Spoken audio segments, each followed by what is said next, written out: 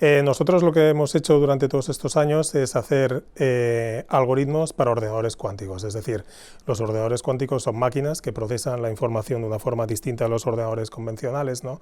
Los físicos nos dimos cuenta de que podíamos codificar la información en los átomos, ¿no?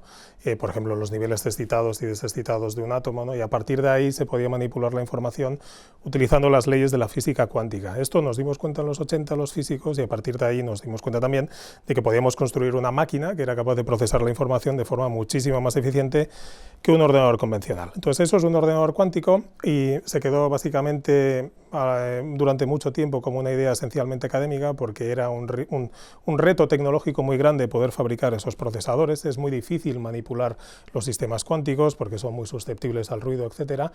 Pero en los últimos años lo que hemos visto es que ha habido una revolución tecnológica que ha permitido tener los primeros prototipos de estos procesadores. Entonces una vez empezamos a tener estas máquinas, que todavía son muy incipientes, ¿no? Son ruidosas, etcétera, tienen errores, pero ya empiezan a existir. Las tiene, por ejemplo, la gente de Google, de IBM y de otras empresas, ¿no? Y también de otros grupos de investigación. Bueno, pues hace falta gente que sea capaz de programar estas máquinas, ¿no?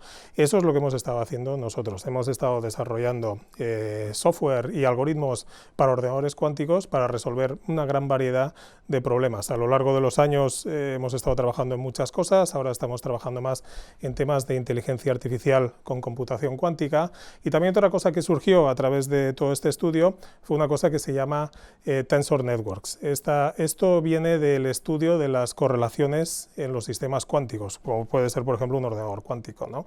Las correlaciones cuánticas son muy especiales, es lo que se llama entanglement, y la estructura de las correlaciones cuánticas no es una cosa cualquiera, sino que tiene una estructura interna muy específica. Entonces conseguimos describirla matemáticamente mediante esta herramienta que se llama Tensor Networks, y a partir de ahí pudimos desarrollar algoritmos de simulación. Esto fue muy novedoso, con eso conseguimos entender muchas fases de la materia que no se entendían hasta el momento. Conseguimos simular también muchos sistemas cuánticos complejos que no se podían simular de ninguna otra manera, ni con ningún otro tipo de simulación, y la sorpresa vino después, porque más adelante nos dimos cuenta de que esto de las Tensor Networks no se restringía solo a los sistemas cuánticos que nosotros estábamos estudiando, sino que además tenía aplicaciones, por ejemplo, en gravedad cuántica. La gente que hace teoría de cuerdas y que quiere entender, digamos, agujeros negros y el espacio-tiempo, pues bueno, resulta que detrás del espacio-tiempo parece que también hay una estructura de Tensor Networks, e incluso más allá nos dimos cuenta que en el machine learning, en todo lo que es la inteligencia artificial, las Tensor Networks aparecen mucho. Es decir, se puede utilizar esta herramienta matemática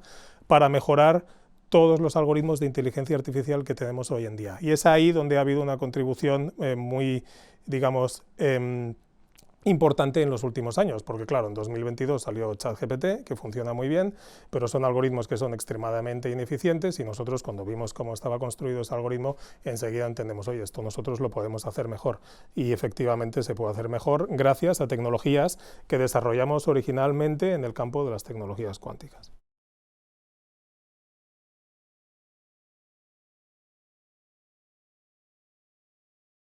Sí, yo creo que hay dos que son particularmente relevantes. La primera es en el corto plazo, que es el uso de estos algoritmos de Tensor Networks, que originariamente los desarrollamos para simular sistemas cuánticos, pero ahora hemos entendido que también se pueden utilizar para mejorar la inteligencia artificial. Y esto es ya en el corto plazo y tiene un impacto tremendo, porque la inteligencia artificial, tal y como está construida de forma tradicional, es muy ineficiente, tiene un gasto energético brutal, ¿vale?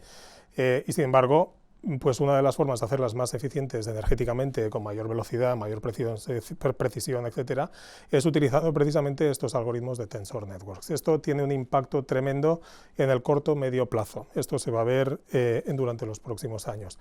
En el largo plazo, una contribución muy relevante, distinta a esta, es el uso ya de ordenadores cuánticos para inteligencia artificial. Nosotros hemos desarrollado muchísimos algoritmos para hacer inteligencia artificial, no con una red neuronal normal, como la que puedes usar, por ejemplo, en el teléfono o en el reloj, ¿no? Sino directamente con un ordenador cuántico. Es decir, a un ordenador cuántico le podemos entrenar, le podemos enseñar y podemos hacer que aprenda, y hemos visto que el ordenador cuántico puede aprender más eficientemente y de mejor manera y con menos datos también que un ordenador tradicional. El ordenador cuántico es capaz de ver correlaciones que a un ordenador normal le cuesta más ver. El ordenador cuántico las ve enseguida y por lo tanto aprende más rápido. Nosotros también sabemos cómo hacer eso y estamos un poco a la espera de que el hardware de computación cuántica mejore. Esto sucederá en el largo plazo, pero sucederá, no hay duda, y eso será también un punto de inflexión.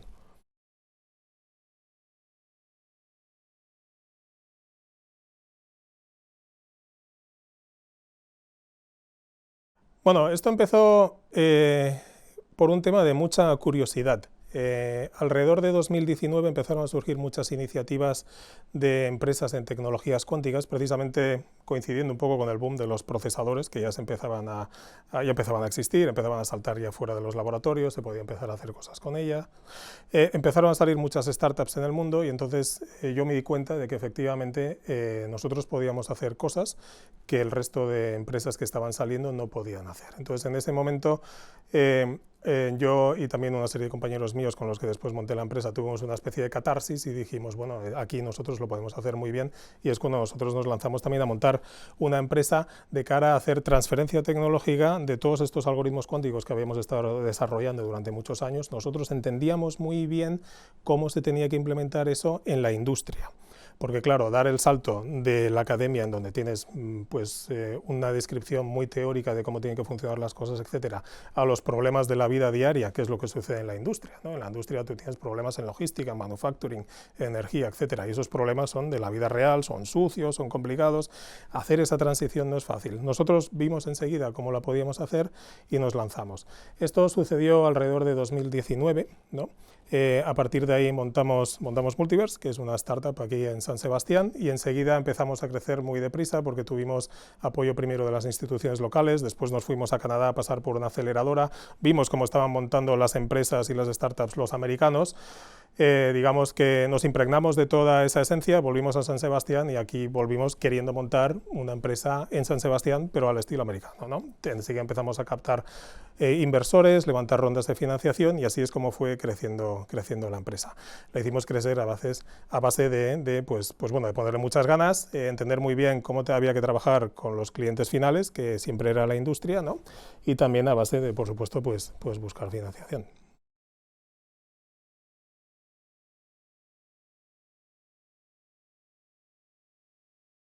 Bueno, yo creo que esto fue culpa de mucha gente, no solo de una persona. Yo vengo de una familia en donde, pues bueno, mi hermana es matemática, ella es bastante más mayor que yo cuando era pequeñito siempre la veía haciendo números y aquello pues me llamaba mucho la atención, ¿no? Siempre me gustaba. Luego mi familia, pues todos mis primos resulta que son de ciencias, casualidades de la vida, unos químicos, otros matemáticos, otros no sé qué. Siempre, digamos que la ciencia había estado muy metida en mi familia, ¿no? Y a mí aquello pues me parecía muy interesante. Ya más o menos cuando era adolescente las revistas de divulgación científica me gustaban mucho y siempre me llamaba mucho la atención pues los típicos artículos de divulgación sobre la relatividad, sobre la física cuántica. Yo leía aquello con 16 años o 17 y decía, pero esto cómo puede ser, ¿no? Esto yo lo tengo que entender, ¿no? Coincidió también que tuve profesores muy buenos en el instituto, especialmente de matemáticas, y después ya me decidí por estudiar física, y yo lo tenía muy claro. Después de aquello yo decidí que quería estudiar física porque quería entender cómo funcionaba la naturaleza, y en la carrera sí que es cierto que bueno, pues te vas encontrando con distintas cosas. Hubo un punto de inflexión, sí, cuando tuve el curso de mecánica cuántica, la troncal, que me lo dio Rolf Tarrac, no me olvidaré nunca, y aquello a mí me hizo cambiar, porque yo sí que siempre me había gustado mucho la física teórica, pero a lo mejor me gustaban más esos campos, otros campos. Pero en cuanto empecé a tener contacto con la mecánica cuántica y tal, o como me la explicó Rolf en aquel curso, aquello me enamoró. En aquel momento yo decidí que lo mío era, yo quería seguir haciendo tecnologías cuánticas y quería seguir por aquel camino. Y a partir de ahí pues ya seguí, tuve unos mentores excepcionales, ¿no? José Ignacio Latorre, mi director de tesis, fue fascinante, y después pues continué, ¿no? con mi vida académica, ¿no? Tuve la gran suerte de poder trabajar con Guilfré Vidal primero en Australia, después con Ignacio Cirac en el Max Planck Institute en Garching, aquello fue un lujazo, y a partir de ahí pues se fue construyendo, ¿no? Después del salto y la transición al mundo, digamos, industrial, vino después de volver a España al DIPC con Pedro Echenique, ¿no? Empezó a surgir pues esta idea de que, bueno, pues además de esto, pues a lo mejor se puede montar alguna iniciativa empresarial y montar algo de transferencia tecnológica.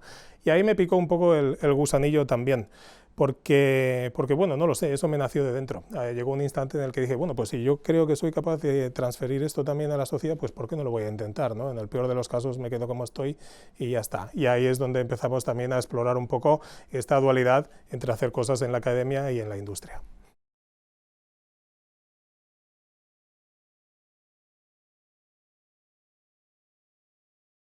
Bueno, más motivadores está claro, investigar es un placer, o sea, la naturaleza, el universo tal y como lo concibo yo es un puzzle que hay que entender, está lleno de rompecabezas, ¿no? Y tú cuando, como investigador, eh, pues cuando consigues entender una pequeña parte de ese puzzle y entender una pequeña parte de cómo funciona ese engranaje que es el universo, ¿no? Pues te viene un subidón tremendo. Esto es así. Eso te motiva a seguir, eso es altamente gratificante, va más allá que cualquier otro tipo de gratificación que puedas tener. Simplemente el poder encontrar y descubrir cómo funciona algo en el mundo, eso es realmente digno de mención, ¿no? También es muy gratificante, por lo menos yo lo encuentro muy gratificante en mi caso, la interacción con la gente joven, ¿no? Con los estudiantes. Es muy gratificante el poder transmitir lo que tú has entendido, transmitirle a las generaciones nuevas, ¿no? Tener estudiantes de doctorado con tus postdocs o, por ejemplo, cuando estás dando clases de mecánica cuántica o de lo que sea, simplemente el hecho de la interacción con la gente joven, ver cómo ellos ven lo que tú ya habías visto pero con ojos nuevos y frescos, ¿no? Y a lo mejor te hacen preguntas que tú nunca te habías planteado. Eso también es altamente gratificante. Eso es por la parte buena. Por la parte no tan buena, pues bueno, la carrera académica es muy complicada, ¿no? Obviamente es hiper competitiva. Tiene muchos altibajos, es una carrera que es muy inestable, ¿no? En el sentido de que, bueno, pues tú obviamente quieres continuar en el mundo académico y pues, bueno, pues tienes que hacer una serie de sacrificios porque es muy complicado, ¿no? Tienes que hacer un doctorado, tienes que hacer postdocs, después tienes que buscar una plaza permanente, etcétera, y siempre falta financiación, siempre tienes que estar buscando financiación, siempre tienes que estar buscando estudiantes, siempre tienes que estar buscando recursos, pidiendo becas, etcétera.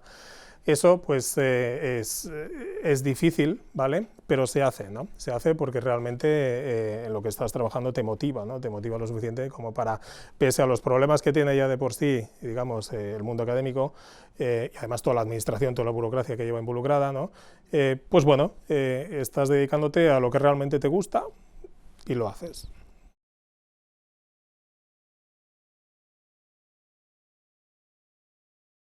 Pues ahí lo tengo muy claro, el trabajo, o sea, es trabajo, trabajo y más trabajo, ¿vale? Luego hay una parte que obviamente depende del talento, ¿de acuerdo? Y de la inspiración. A ti te puede venir un día una musa y de repente lo entiendes todo, pero mira, como Pablo Picasso decía, la inspiración a mí me coge trabajando. Si no estás trabajando, no se te va a inspirar nada. Entonces, es trabajo, trabajo y trabajo. Eso lo tengo clarísimo. Cuantas más horas y pasión le pongas, mucho mejor. Sobre todo pasión. O sea, si a ti te apasiona lo que estás haciendo, se te pasan las horas de trabajo, ¿de acuerdo? Y ahí la inspiración te viene sola.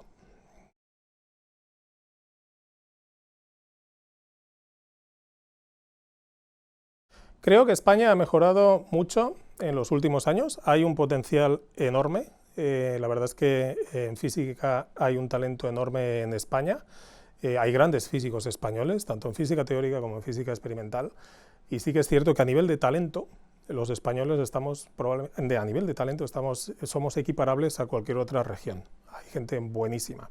A nivel de recursos es un poco otra historia, porque, por ejemplo, la física experimental sí que es cierto que necesita muchos recursos. La física experimental es cara, hace falta dinero para montar laboratorios, ¿no? Y, por ejemplo, montar un ordenador cuántico es algo excepcionalmente caro, ¿no? Esa es una de las razones por las que han empezado a entrar empresas privadas en todo este juego, porque son las que vienen con capital, ¿no? Incluso también capital privado. Entonces, claro, desde un punto de vista de física teórica estamos muy bien. Desde un punto de vista de física experimental empezamos a estar mejor. Antes estábamos peor, ahora empezamos a estar mejor, pero yo creo que todavía falta para llegar a donde deberíamos estar. Estamos en progreso, sé que hay iniciativas en donde se está invirtiendo mucho en infraestructuras experimentales, en experimentos muy complejos, etcétera, tanto a nivel de Estado como de las distintas comunidades autónomas, y poco a poco se va progresando. Pero yo creo que ahí todavía hace falta un poco más, digamos, de empuje para llegar, sobre todo en física experimental, al nivel que pueden tener, por ejemplo, nuestros compañeros alemanes, ¿no? o británicos.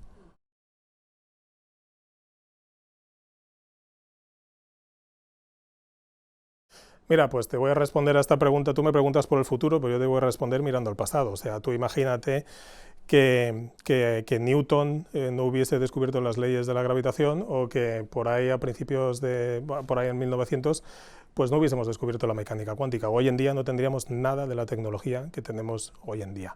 La física es fundamental, fundamental. La física y la ciencia básica son fundamentales para el progreso de la humanidad. Y no hay más, esto es indiscutible. Entonces, ¿en qué va a aportar la física? ¿Qué es lo que va a aportar la física en el siglo XXI? Bueno, pues yo puedo intentar predecir muchas cosas, ¿vale? Yo sé que, por ejemplo, pues se va a mejorar mucho el tema de la eficiencia energética, sé que las tecnologías cuánticas van a ser fundamentales, van a venir sí o sí, no es una opción, va a haber ordenadores cuánticos y se van a utilizar otro tipo de tecnologías cuánticas.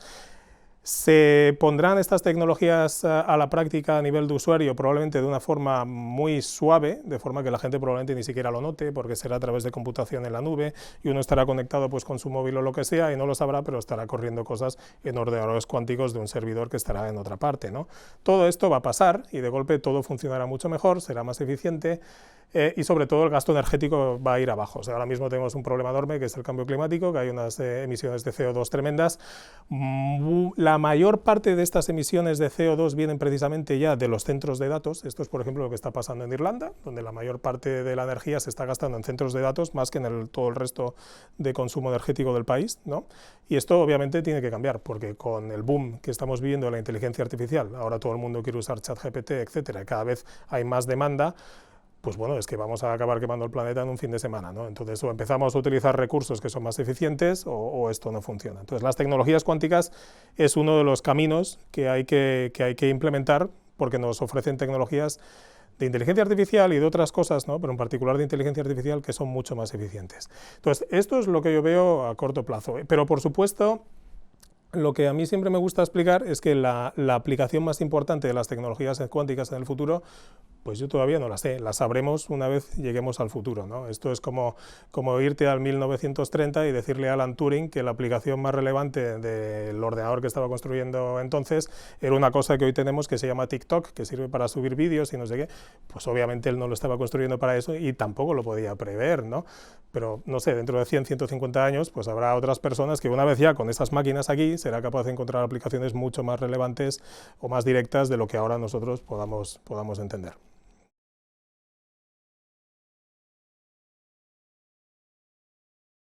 Pues para mí es un honor tremendo, tremendo y una alegría muy grande por muchos motivos, ¿no? En primer lugar, bueno, por supuesto por todo lo que significa para mí la Real Sociedad Española de Física, con quien he tenido mucho contacto, ¿no? En los últimos años, también la Fundación BBVA, con BBVA nosotros hemos trabajado mucho también. Para mí representa realmente un orgullo y un honor la concesión de este premio.